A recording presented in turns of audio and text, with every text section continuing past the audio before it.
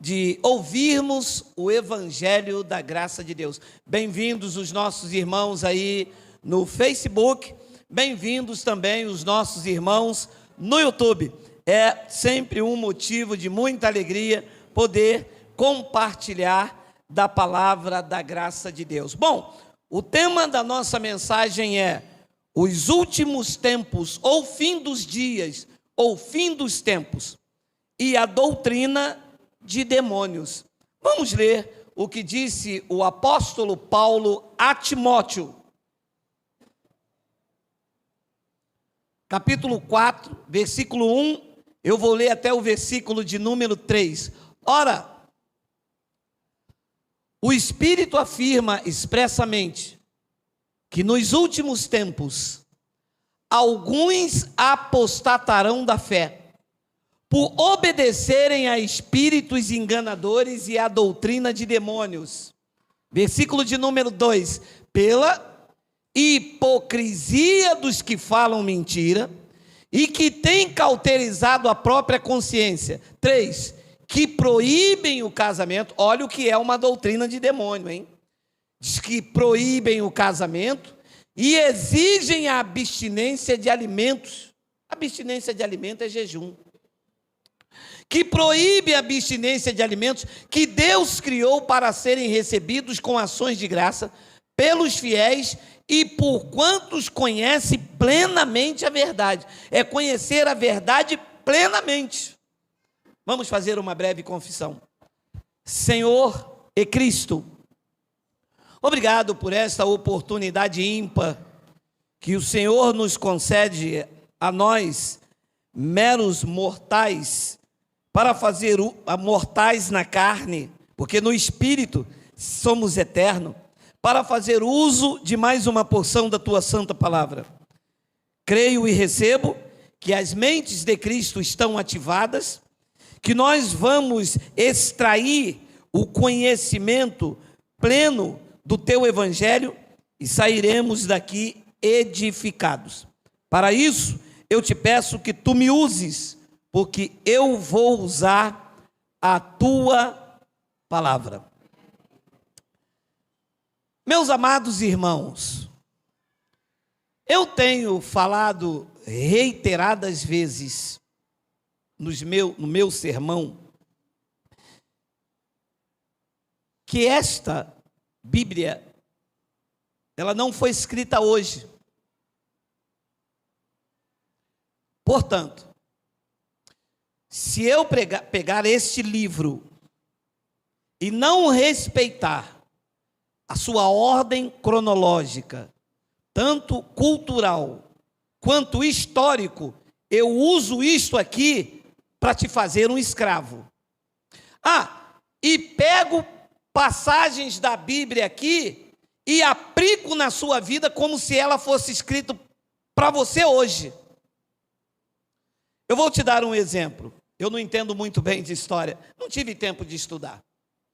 Tive que trabalhar muito cedo, trabalho até hoje, então o estudo para mim foi um infortúnio, eu não tive esse privilégio. Talvez seja por isso que Deus me separou para pregar a sua graça, que hoje, quando eu pregasse com a sabedoria secular, a glória seria dos meus estudos.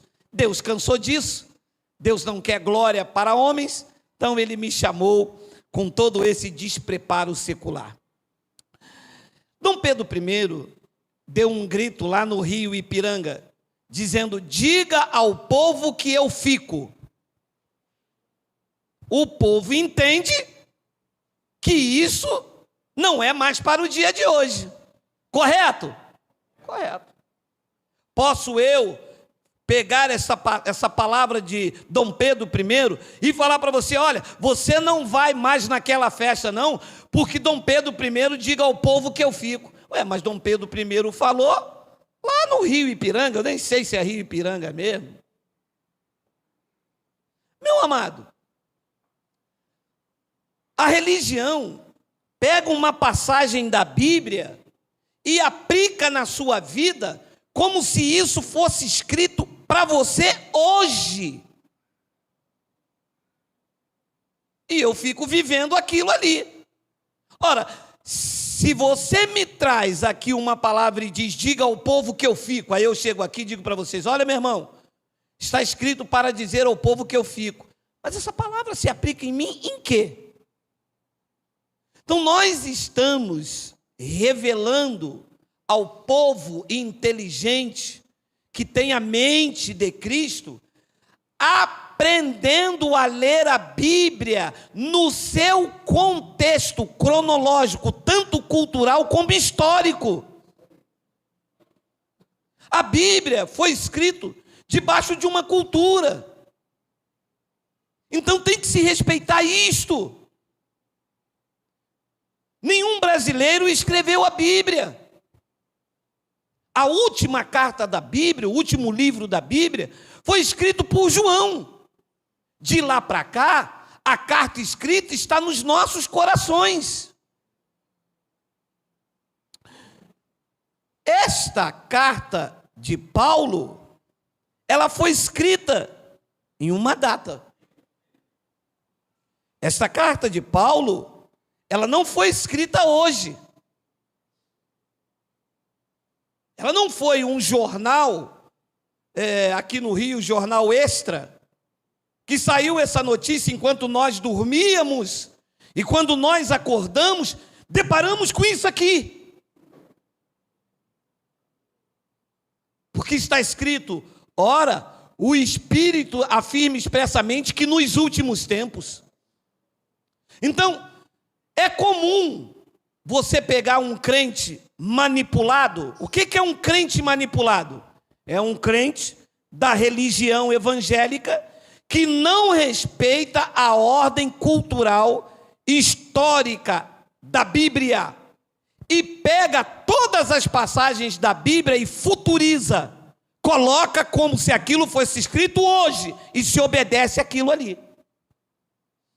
Você está entendendo? Ora, meu amado, como é que eu vou pegar um jornal de semana passada e mandar você ler hoje como se isso fosse uma notícia para você? Jornal você não tem que comprar, se você quer uma notícia nova, você não tem que comprar todos os dias um jornal diferente? Olha só o que Paulo disse. Ora, o Espírito afirma expressamente que nos últimos tempos. Então é comum, quando você pega um crente manipulado pela religião evangélica, quando eles ouvem você falar que o batismo não é mais nas águas e que o batismo é na cruz, como eles nunca leram esta passagem, sabe o que eles falam? Bem que a Bíblia disse que nos últimos dias ia aparecer doutrina de demônio.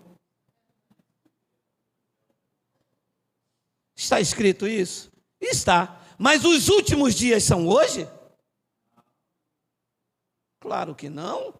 Paulo escreveu isso no ano 64. Nós estamos em 2019.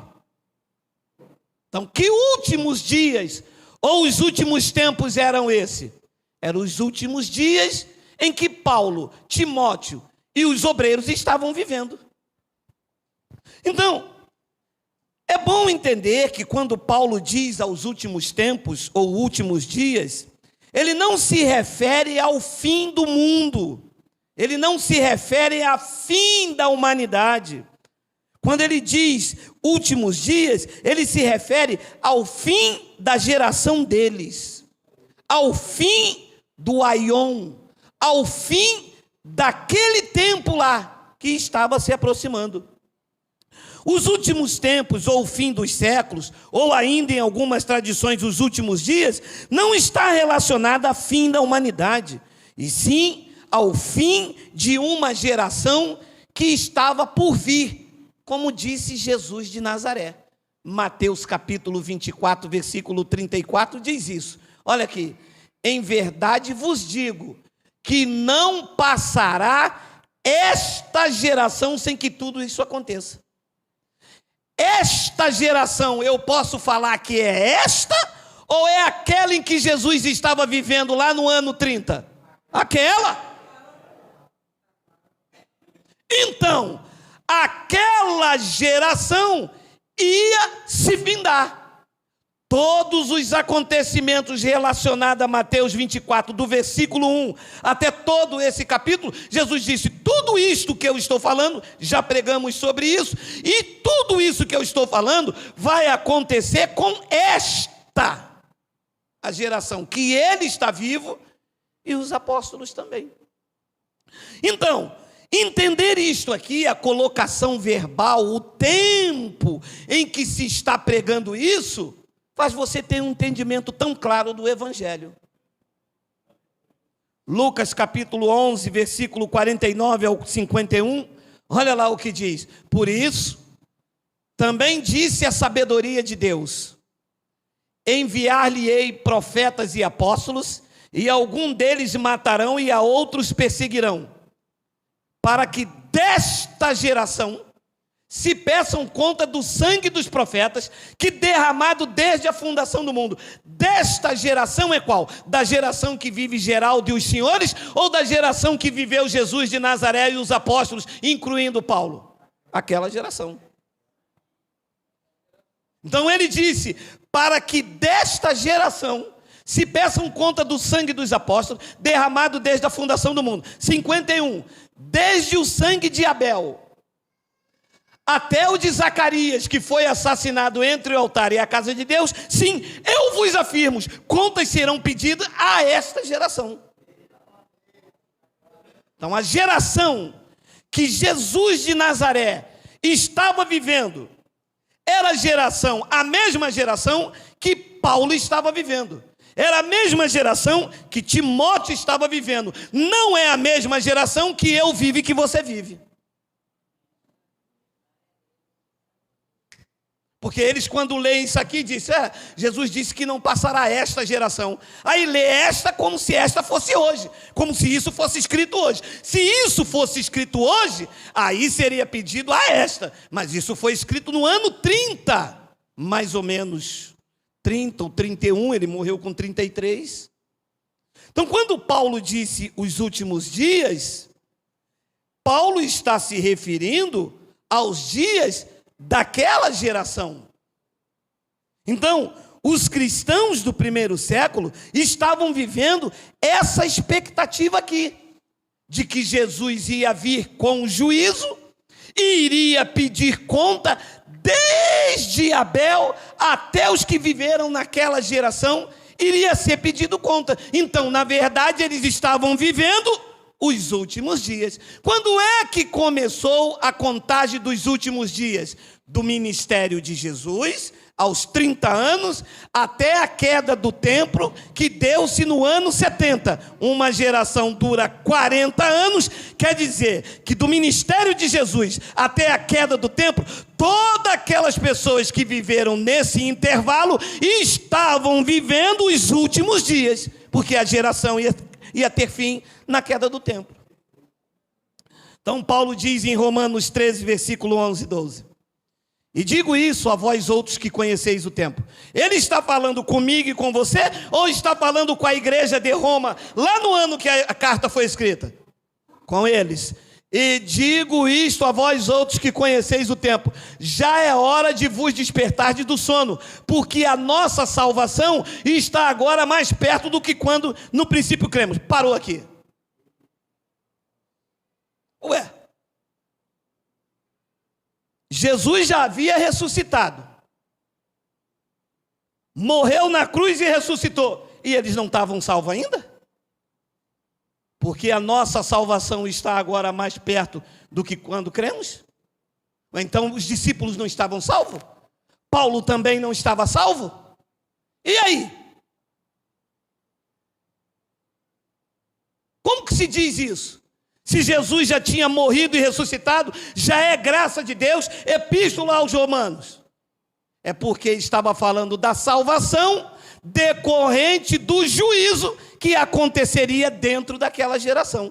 Depois ele diz no versículo de número 12: vai alta a noite e vem chegando o dia, ou vai demorar 2000 anos? Paulo disse: o dia já vem chegando. Agora, vem chegando ou vai demorar esse dia da vingança, do juízo que iria acontecer sobre aquela geração. Paulo disse: vai alta a noite e vem chegando o dia. Deixemos, pois, as obras das trevas e revistamos-nos da luz. Depois ele diz então em 1 Coríntios 10:11: estas coisas lhe sobrevieram como exemplo e foram escritas para advertência nossa, diz nós outros, sobre quem os fins dos séculos têm. Nos dias de Paulo, lá, o fim dos séculos tinha chegado ou não? Tinha.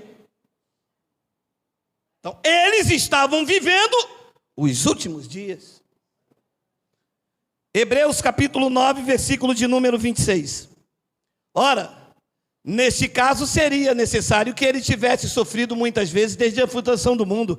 Agora, porém, ao se cumprirem os tempos, o tempo lá em Hebreus tinha se cumprido ou não? Eles então estavam vivendo os últimos tempos. Compreende? Como que eu posso pegar essa passagem aqui e ler como se ela fosse escrita hoje?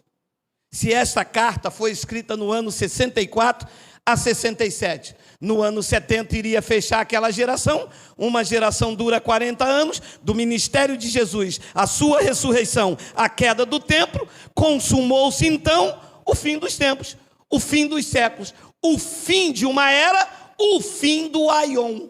Se cumpriu com a queda do templo, como Jesus prometeu no capítulo 24 de Mateus. Ora, neste caso, seria necessário que ele tivesse sofrido muitas vezes, desde a fundação do mundo. Ano 64 foi escrita esta carta.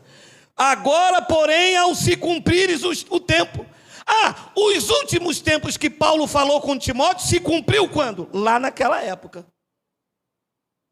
Você começa a entender que quando Paulo disse os últimos dias, os últimos tempos, não é para o cristão ler como se aquilo fosse escrito hoje e que ele estava se referindo à sua época. Porque quando você prega uma verdade na internet, eles dizem assim: bem que a palavra de Deus diz que nos últimos dias iria aparecer doutrina de demônio. Mas esses últimos dias eram os dias que Paulo, Timóteo e os apóstolos estavam vivendo na primeira era cristã. Hebreus capítulo 1, versículo 1 e 2. Olha lá. Havendo Deus outrora falado muitas vezes e de muitas maneiras aos pais pelos profetas.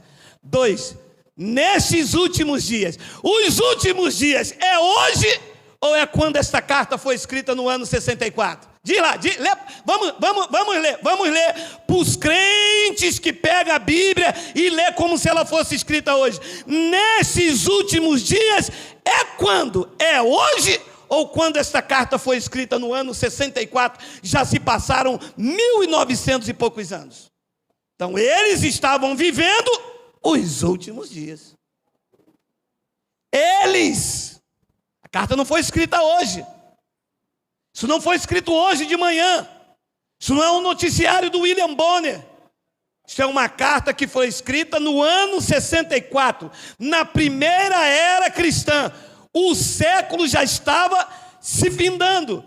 Os últimos dias que Paulo falou com Timóteo não tem nada a ver trazer para a igreja hoje. Os últimos dias eram que eles estavam vivendo. Eles estavam vivendo os últimos dias. Nestes últimos dias, nos falou pelo Filho, a quem constituiu o herdeiro de todas as coisas, pelo qual também fez o universo. Hebreus capítulo 10, versículo 25. Não deixemos de congregar-nos, como é costume de alguns. Antes, façamos admoestações, tanto mais quando vedes que o dia se aproxima. Quando? É hoje que está escrito, porque eles leem isso aqui como isso aqui saiu uma notícia hoje. Que dia era esse que se aproximava? O dia da vingança, o dia do juízo, o dia que Jesus falou em Mateus 24. Esse dia, escrito no ano 64, estava se aproximando ou está demorando mais de 2000 anos? Se Paulo, eu estou te mostrando uma relação de passagem que ele está atestando que eles estavam vivendo os últimos dias. E que dia era esse que estava se aproximando? Qual eram os últimos dias? Lucas, capítulo de número 21, versículo 20 ao 24. Quando, porém, virdes Jerusalém sitiada de exército. Quem? Jerusalém. Quem está em Jerusalém aqui, diga ui. Ninguém. Leia. Meu amado, a dificuldade é que o povo não lê. Ler é fácil. Eu só não sei falar bonito. Mas ler, eu aprendi. Quando, porém, virdes o Brasil, a França, a Venezuela, a Venezuela. Quando virdes quem? Jerusalém sitiada de exército. Sabei que está próximo à sua devastação. É Jerusalém, não é o Brasil. Depois ele diz, versículo 21, então, os que estiverem aonde? Na Judéia. Veja, o evento é para Jerusalém. O evento é para a Judéia. Não tem nada a ver com os gentios. Então, os que estiverem na Judéia, fuge para os montes. O que encontrarem dentro da cidade, retire-se. E os que estiverem no campo, não entre nela. 22. Por quê? Estes dias são dias de vingança, para se cumprir alguma coisa. Para se cumprir o quê? Tudo. Eles estavam vivendo debaixo desta expectativa.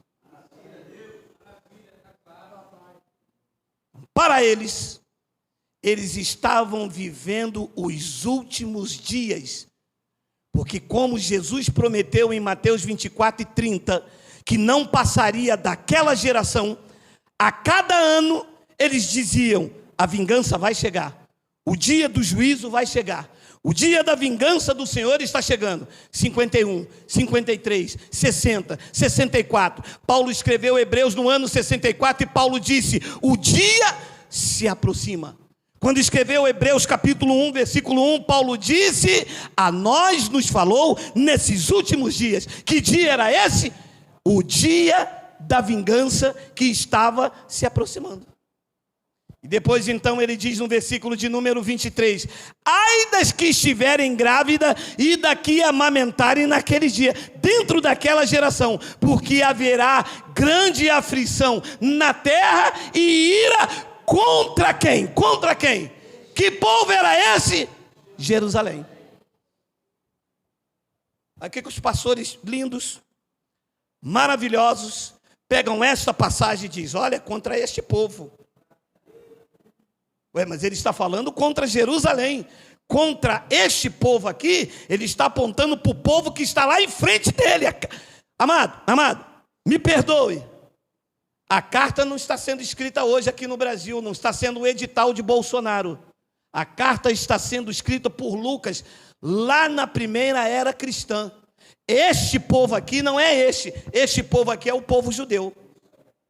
Depois então ele diz no versículo de número 24, cairão a fio da espada, serão levados cativo para todas as nações, e até que o tempo dos gentios se completem, quem? Jerusalém será pisada por eles, que era o cenário aonde estava se vivendo isso aí. Então se eu pego isso, trago para o dia de hoje, você está esperando alguém invadir Jerusalém? Numa guerra de Gog e Magog, que vão invadir Jerusalém, que o anticristo vai entrar, e tudo isso já aconteceu, porque ele disse, isto acontecerá naquela geração. Paulo disse a Timóteo, estamos vivendo os últimos dias.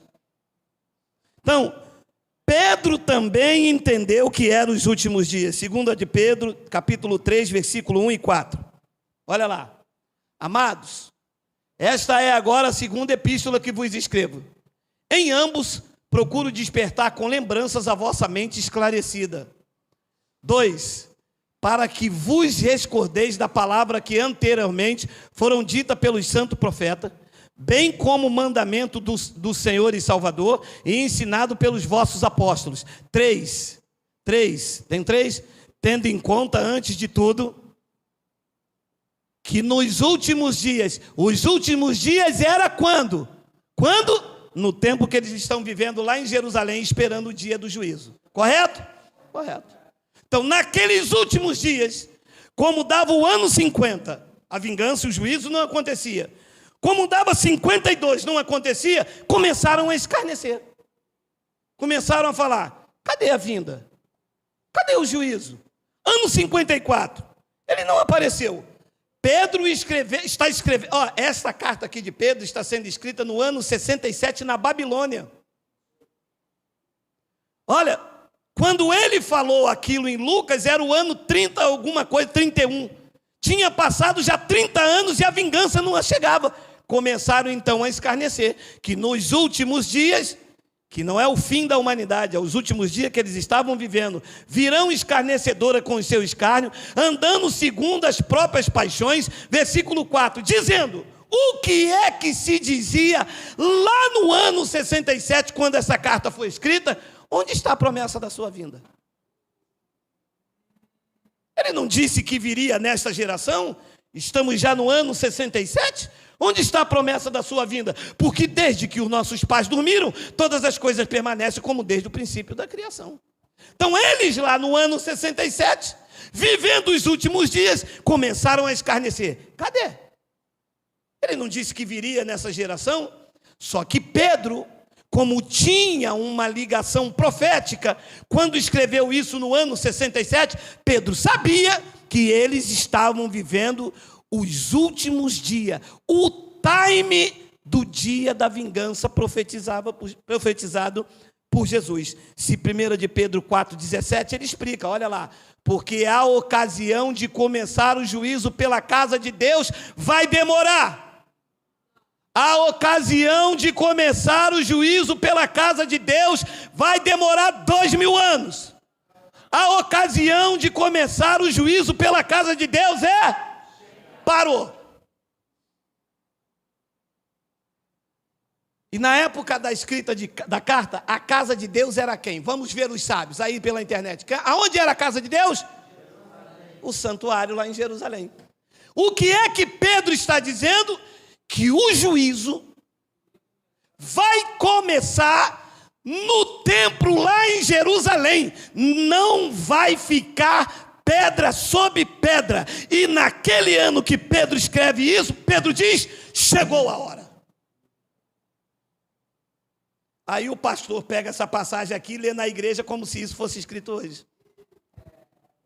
Aí o crente manipulado diz assim, olha, o juízo na casa de Deus está chegando. Está na Bíblia, vocês não pregam Bíblia? Pregamos a Bíblia, respeitando o seu contexto e a época que ela foi escrita. Só que o juízo no ano 70 chegou, porque a casa de Deus chamada por Pedro, e todo bom estudioso da Bíblia sabe, chamava-se o templo em Jerusalém. E o senhor sabe isso como? Eu deixei de ser evangélico, né? Isso é muito simples. Quando você deixa de ser evangélico, você se torna cristão.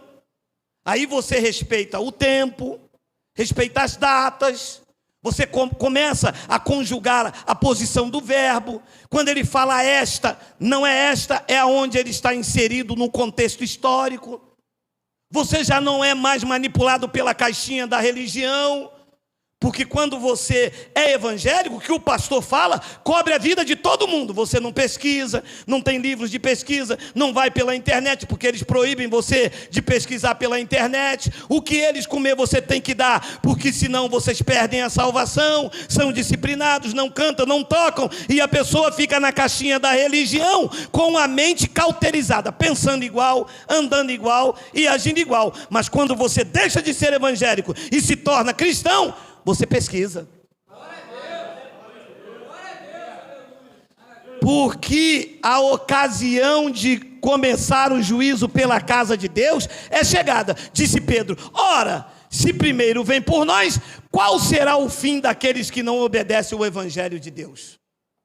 Então, a ocasião de começar o evangelho, disse Pedro, é chegada.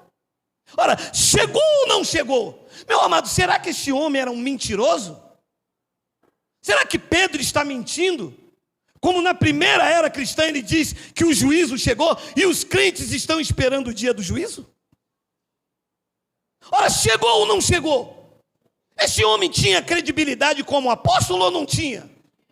Deus permitiu que um mentiroso escrevesse uma carta aqui e os crentes estão esperando o dia do juízo? Ora, se o homem está dizendo que chegou, meu amado.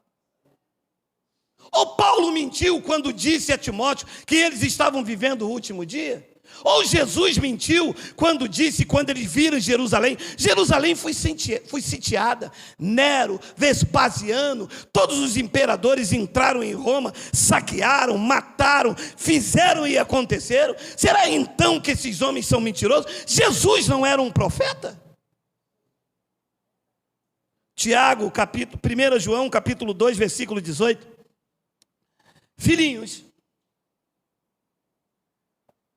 já é a última hora. Ui! É a última hora? Ou vamos demorar mais 2000? Porque ele não escreveu isso hoje. Alô? Bater nessa tecla até a tua mente abrir. Ora, eu digo para minha esposa, você vai sair que hora? Ela daqui a 10 minutos. Posso eu pensar que esses 10 minutos vai demorar 5 anos? 10 minutos é daqui a 10 minutos. No máximo 11. No máximo 12. Se for 13 eu já brigo, entro na carne. Meu irmão, esse homem não era um apóstolo de Deus? Será que esse homem era um louco quando diz é a última hora? E a igreja está esperando essa última hora? Porque não querem aceitar os fatos narrados por mim aqui nesta noite? É a última hora? Ou então porque ele não escreveu lá, vai demorar 20 séculos? Se ele bota a última hora e é 20 séculos, eu vou pregar o que então? Uma Bíblia farsante, mentirosa? Ora, é a última hora, é a última hora.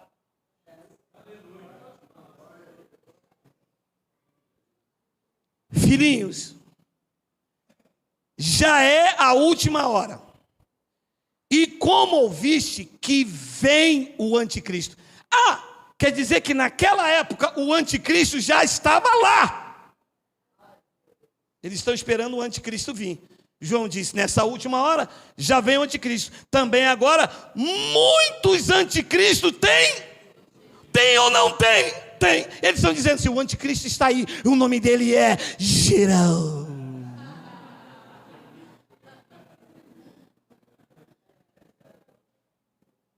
Geraldo não é anticristo. Geraldo é a favor de Cristo. Esta palavra anticristo quer dizer quem é contra Cristo. A palavra antiterrorismo é quem combate o terrorismo. A palavra antibiótico é quem combate uma infecção. A palavra anticristo é quem é contra Cristo. E vocês sabem quem é contra Cristo? A religião. A religião é um anticristo, porque são contra Cristo. Cristo diz que da palma da mão ninguém arrebata. A religião diz, vai perder a salvação. Cristo disse, eu já batizei vocês na cruz. A religião diz, tem que passar pelas águas. Cristo disse, eu aniquilei o diabo. A religião diz, eu preciso vencer o diabo. Ora, vocês estão a favor de Cristo ou estão contra? Ele disse que quem comigo não ajunta, espalha. Vocês são anticristo. São contra Cristo. E João disse, olha, muitos anticristos têm surgido, pelo que conhecemos então, que é a última hora. É a última hora ou é a penúltima? A penúltima pelo menos, vai. Vai. É a última, meu amado. Estava chegando a hora. Os apóstolos que tinham uma ligação, estava ardendo no coração deles, estava sabendo que a profecia de Jesus de Nazaré, que daquela geração não ia passar, estava ardendo. Cartas sendo escritas no ano 58, 60, 61, 67. Paulo estava anunciando, filhinhos, irmãos, é a última hora. Nesses últimos dias, Pedro disse, a hora do julgamento pela casa de Deus chegou. João disse, estamos na última hora. E Tiago, você vê que todos eles estavam dizendo a mesma coisa. Tiago, capítulo 5, versículo 7 ao 9. Olha aí. Sede, pois, irmãos, pacientes até a vinda do Senhor. Eis que o lavrador aguarda com paciência o precioso fruto da terra, até receber as primeiras e as últimas chuvas. 8. Sede vós também pacientes, e fortalecei o vosso coração, pois a vinda do Senhor vai demorar 2000 anos. É o quê?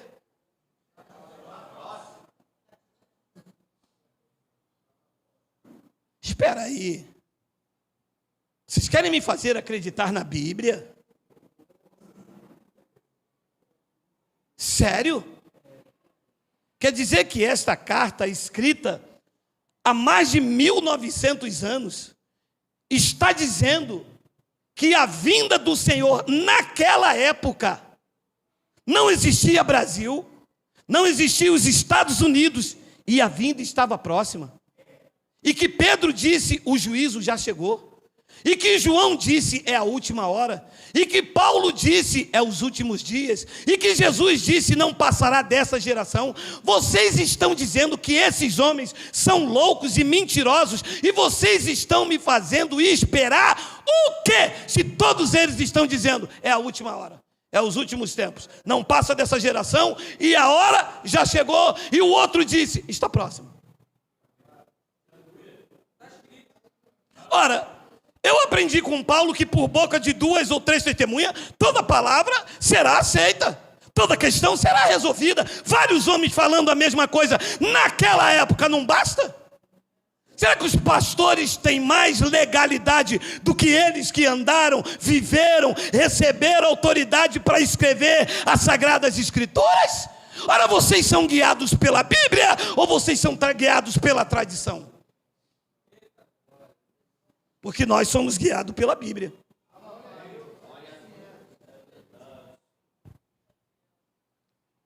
Apocalipse, capítulo 1, versículo... Apocalipse. Capítulo 1, versículo 1. Revelação de Jesus Cristo, que Deus lhe deu para mostrar aos seus servos as coisas que vão demorar mais de 2... Grifa aqui, meu amado. Grifa aqui, meu amado. A hora chegou. Revelação, Apocalipse, capítulo 1, versículo 1. A carta mais antiga da Bíblia. Revelação de Jesus Cristo que Deus lhe deu para mostrar aos seus servos as coisas que em breve devem acontecer. Devem ou não devem? Diga, aconteceu, porque se é em breve. João disse, é a última hora. Pedro disse, é chegado. Paulo disse, os últimos dias. E eu vou contra essa enxurrada de palavras para agradar a religião, para agradar a denominação, para agradar o meu pastor. Eu vou contra as palavras da Bíblia. E que ele, enviando por intermédio do seu anjo, notificou o seu servo João. 2. O qual atestou a palavra de Deus e o testemunho de Jesus Cristo quanto a tudo o que viu.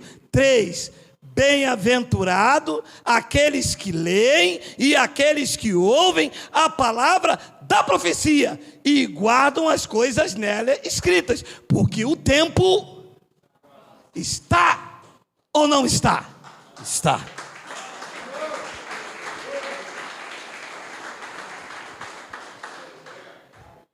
Contra fatos não há argumento. A religião mentiu, manipulou, tosquiou e enganou. Mas a Bíblia é cara. Paulo disse, nos últimos tempos, Timóteo, haverá escarnecedores. E haverá também doutrina de demônios. O que é que estava acontecendo nesse período aqui, da crucificação até o dia da vingança que se deu no ano 70? Neste período, a expectativa era muito grande. Todas as evidências mostravam para aquilo que Jesus falou. E começaram então a haver escarnecedores. Muitas pessoas venderam suas propriedades. Foi um sussurro. Roma invadiu Jerusalém. houve perseguição a começar do ano 66, e os primeiros cristãos da era cristã, do século, lá do primeiro século, sofreram, foram humilhados, presos, mortos, decapitados. Pedro foi crucificado de cabeça para baixo. Paulo foi decapitado em Roma por Nero. Todos eles foram mártires, porque eram dias cruéis de perseguição, e começaram então se levantar falsos profetas, se levantar pessoas dizendo: eu sou o Cristo, para benefícios, para tomar dinheiro das pessoas. Jesus, em Mateus 24, advertiu dizendo: se alguém falar, ei-lo ali, ou se ele está lá, não vá.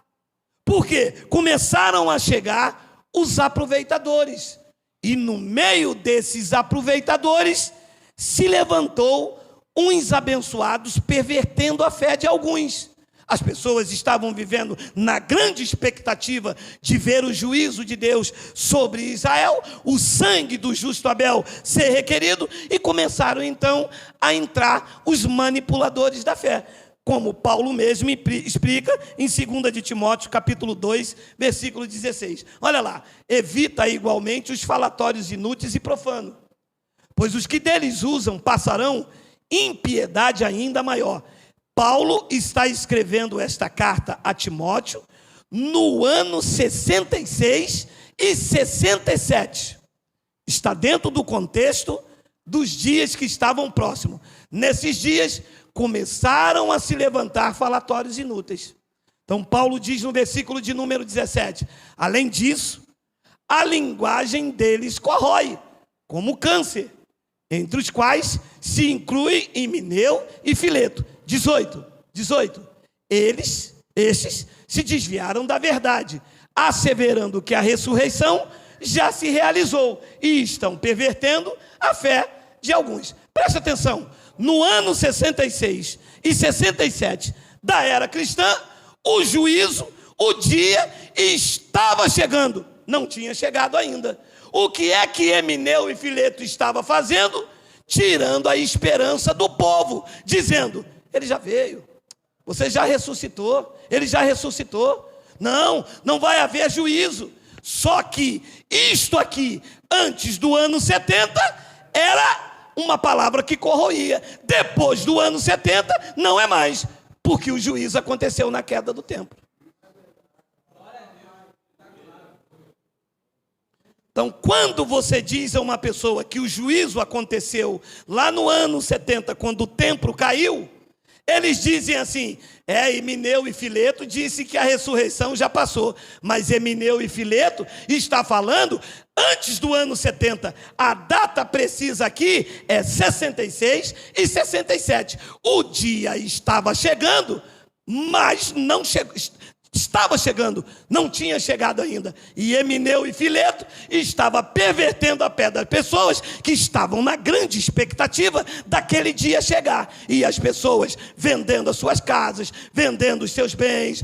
Olha, havia casos no tempo de Timóteo que as mulheres da alta sociedade começaram a vender tudo, comprar ouro para se vestir, porque havia um burburinho que o dia da vingança estava chegando. E Paulo repreendeu no meio da comunidade quando disse: olha, o traje da mulher não seja o cabelo frisado, dispensando no ouro, nas suas vestes. Por quê? Porque a expectativa da vingança estava próximo. Hoje, falar que a vingança não aconteceu também é perverter as fé das pessoas, e essa palavra corrói como câncer, porque o juízo já aconteceu quando o templo caiu no ano 70.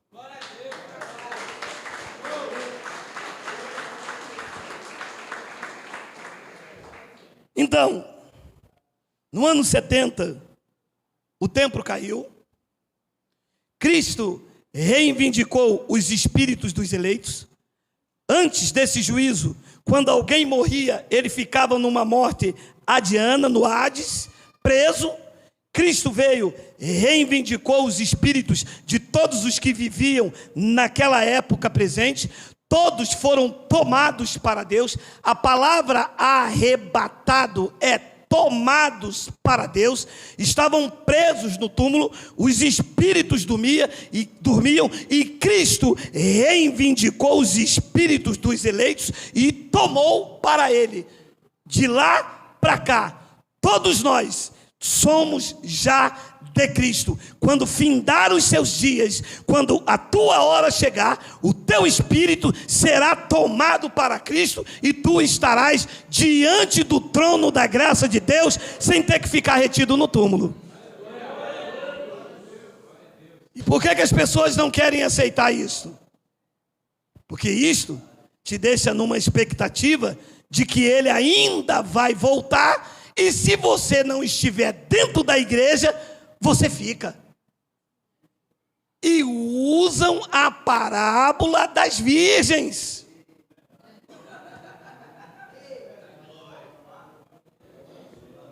E começa a manipulação. E vendeu o azeite da virgem prudente. E o noivo está voltando à meia-noite. E tem à meia-noite a vigília, porque se Jesus vir no ano novo, você pelo menos passou na casa de Deus. Esqueceram de falar que a casa de Deus agora somos nós, porque o templo já caiu e Deus não habita mais em templo feito por mãos de homens. Deus habita agora dentro de você. Tu és o templo do Espírito Santo.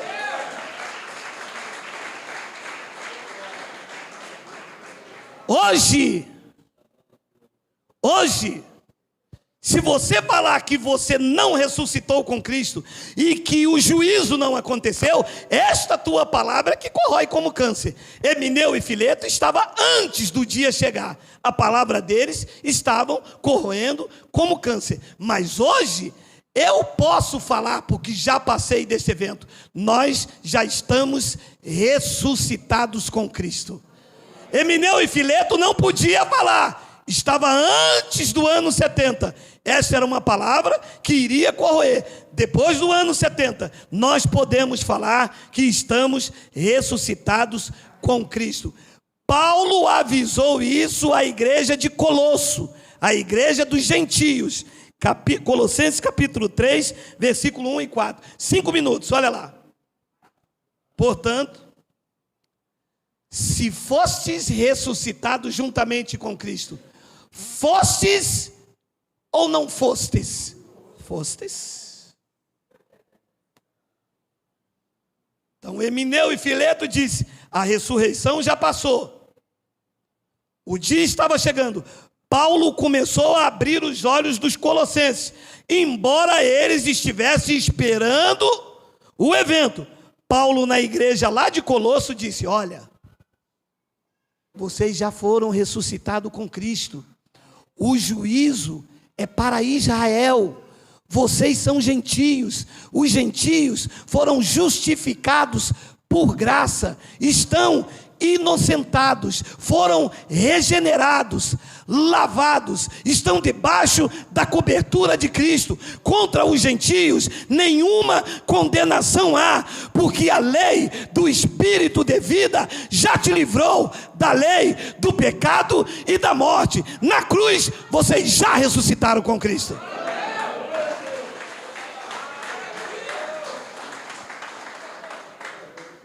Portanto, se fostes ressuscitado com Cristo, buscai as coisas que são lá do alto, onde Cristo vive, assentado à direita de Deus.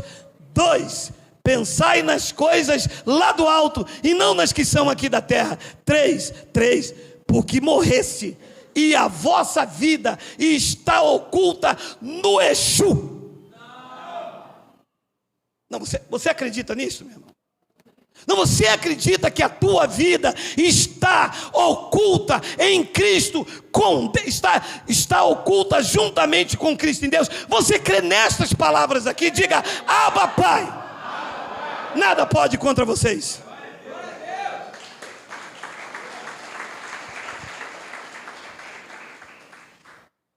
O salmista disse: eu ando na sombra. Paulo disse: vocês estão com a vida oculta. Davi disse: debaixo da mão. Paulo disse: vocês estão com a vossa vida oculta juntamente com Cristo em Deus. Esta é a tua posição em Cristo. E as pessoas nos perguntam assim: então, significa que o juízo já aconteceu? E o que nós estamos fazendo aqui na terra? Que essa é a pergunta. O que você está fazendo aqui? Eu vou te dar uma relação, porque eu tenho 5 minutos. Você veio a esta terra participar de carne e sangue. Hebreus 2,14. Tem aí, Miguel?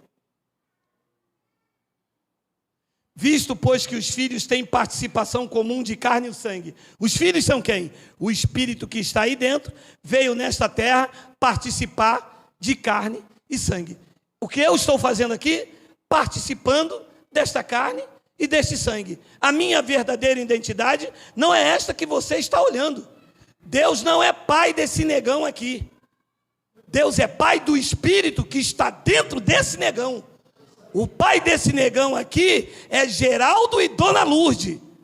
Deus é pai do Espírito que está dentro desse negão. Esse negão aqui é a identidade que se move, é a identidade que se relaciona com as outras pessoas. Na verdade, eu sou um espírito que estou participando de carne e sangue. Para quê? Para cumprir um propósito estabelecido por Deus. Efésios capítulo 1, versículo 11. É isto que nós estamos fazendo aqui. Olha lá. Nele, digo, no qual também fomos feitos gafanhoto, desgraçado, pó da terra, miserável. Fomos feitos o quê? Nele, digo, no qual também fomos feitos herança, predestinado segundo o propósito daquele que faz todas as coisas conforme o conselho da sua vontade, um espírito andando num corpo cumprindo o propósito daquele que faz todas as coisas segundo a sua vontade. É isso que eu estou fazendo nessa terra. E acontece o que depois? Quando eu cumprir o propósito de Deus nessa terra, voltarei para a minha cidade de origem. Filipenses capítulo 3, versículo 20. Pois a nossa pátria é o Brasil, a Itália,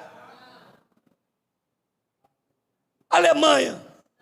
A nossa pátria está nos céus, de onde também aguardamos o Salvador, o Senhor Jesus Cristo. 21, o qual transformará o nosso corpo de humilhação. Então, este corpo aqui de humilhação, quando o trono falar: Geraldo, acabou a tua missão, tu és o meu embaixador, a tua pátria de origem é o céu, e está aí cumprindo um propósito estabelecido por mim, até aqui tu chegarás, não passará. Vou transformar este corpo de humilhação agora num corpo glorioso, igual ao meu, e assim como ele é, eu o verei também face a face. O qual transformará o nosso corpo de humilhação para ser o corpo igual ao dele, o corpo igual da sua glória. Para pensar uns minutos. Imagina que glória! Você fechar os teus olhos aqui, quando abrir, que você se olhar, tem um corpo igualzinho o dele. É isso que me espera. É isso que te espera. Isso tem que acontecer quando? Quando todos forem arrebatados? Não, esse arrebatamento aconteceu aqueles irmãos que viviam lá, em que os seus corpos ficavam presos no túmulo. Hoje, pela bendita esperança do juízo acontecido lá depois do templo, quando fechar os teus olhos físicos aqui, já aparece diante do trono da graça com o corpo igualzinho o dele. E eu vou dizer uma coisa, é por isso que eu não tenho medo do sistema. Foi por isso que Paulo disse: o viver, para mim, é ganho, e o morrer é lucro. É ele que está falando essas coisas. Ele tinha consciência do que o aguardava. Meu irmão, estar com Cristo é incomparavelmente melhor do que ter que aturar esse governo que está aí. Então é isso que nós estamos fazendo, andando em obras preparadas de antemão, como Paulo disse em Efésios 2:10, olha aí, olha aí, olha aí. Pois somos feitura dele, criados em Cristo Jesus para boas obras, as quais Deus de antemão preparou para que andássemos nela. Nós não estamos aqui por acaso. Por acaso nós andávamos na religião, buscando Deus quando Ele estava dentro da gente, pagando um preço que Ele já tinha pago, fazendo um sacrifício que Ele não recebe. Então, andar por acaso era andar na religião. Em graça, estamos andando num caminho que Ele preparou, obras preparadas por Ele de antemão. É isso que nós estamos fazendo aqui. E vou finalizar com vocês dizendo o seguinte: se você entender isto, você salta de alegria. Cada um dos senhores, espíritos revestidos de carne, estão nesta terra em uma missão diplomática. Estão aqui enviados por Deus. Você sabe o que é uma missão diplomática? É que quando a embaixada do Brasil manda você ir para os Estados Unidos, você vai numa missão diplomática. Deus fez cada um de vocês embaixadores e embaixatriz de Cristo. Estão nesta terra com uma missão diplomática. Está lá em 2 de Coríntios, capítulo 5, versículo de número 20. Olha aí. 2 de Coríntios 5, 20 tem? Se não tiver, eu leio ali. De sorte. De sorte. Olha, segura aí. Nenhum sistema nunca me apresentou esta palavra. Por onde eu andei, eu só ouvi falar que eu era miserável, que eu era um pó da terra, me chamaram de gafanhoto, me chamaram de tudo. Que na verdade eu não era nada daquilo que eles falavam, eu era na boca suja deles. A verdade é que a nossa missão, o povo da graça de Deus, está nessa terra com uma missão diplomática. Diz que de sorte que somos embaixadores em nome de Cristo. Os homens embaixadores e as mulheres embaixatriz. Posso ouvir um Abba Pai? Abba Pai.